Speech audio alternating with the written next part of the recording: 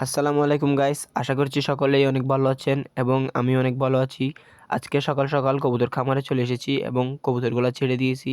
দেখতে পাচ্ছেন কবুতরগুলো ছেড়ে দিয়েছি আমি। এবং এই কালো কবুতরটা দেখেন, মানুষকে মানে ভয় পায় না একদমও, মানে হাত দিলে হাতে মারে। দেখতে পাচ্ছেন আমার সঙ্গে কি অবস্থা করতেছে। এটা এটা অনেক অ্যাগ্রেসিভ কবুতর, দেখেন কিভাবে মারতেছে আমাকে। এবং উপরে দেখেন এগুলো ঝগড়া করতেছে, একটা আরেকটাকে কিভাবে মারতেছে দেখেন।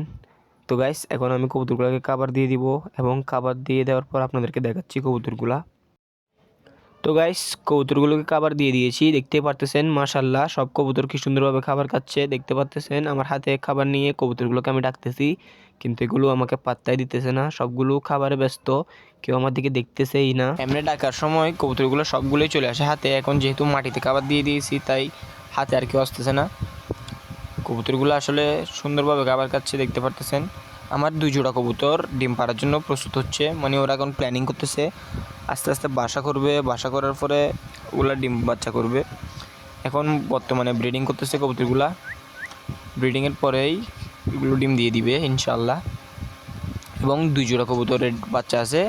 1 জোড়া কবুতরের বাচ্চা দিছিল, বাট স্যাডলি আমি সময় দিতে পারি নাই, তাই কবুতরের বাচ্চাগুলো বিড়ালে খেয়ে ফেলেছে। আসলে খুবই খারাপ লাগে যখন এত কষ্ট করে এক জোড়া কবুতর ডিম পাড়ে আর বাচ্চাগুলো বড় হয়। বড় হওয়ার পর যখন বিড়াল খেয়ে নেয়, খুবই কষ্ট হয়, আসলে একদম খারাপ লাগে। তাই যত্ন করার চেষ্টা করি, কিন্তু কিছু কাজের কারণে সময় দিতে পারি না, তাই এই ঘটনাগুলো ঘটে আর কি। আপনাদের যাদের কবুতরের ডিমের সমস্যা, মানে ডিম পাড়তে দেরি করে বা ডিম পাড়ার পরে ডিমের খোসা পাতলা হয়, এই সমস্যার জন্য আপনারা কী করবেন, ডিমের খোসাকে ছোটো ছোটো করে ভেঙে কবুতরকে খাওয়াবেন এবং ইটের গুঁড়ি খাওয়াবেন। এগুলো খাওয়ালে কবুতরের ক্যালসিয়াম বাড়ে, ভিটামিন বাড়ে। এবং ভ্যাটের দোকান আছে কবুতরের এবং মুরগির ভ্যাটের দোকান আছে, এখানে আপনারা ভিটামিন পেয়ে যাবেন। আর না হয় এভাবে প্রাকৃতিকভাবে খাওয়াবেন ডিমের খোসা আর ইটের গুঁড়ি। আমি একটু ভিতরে যাই, আপনাদেরকে দেখাচ্ছি কবুতরের বাচ্চাগুলো। দেখেন আমি কিভাবে পালন করি কবুতর।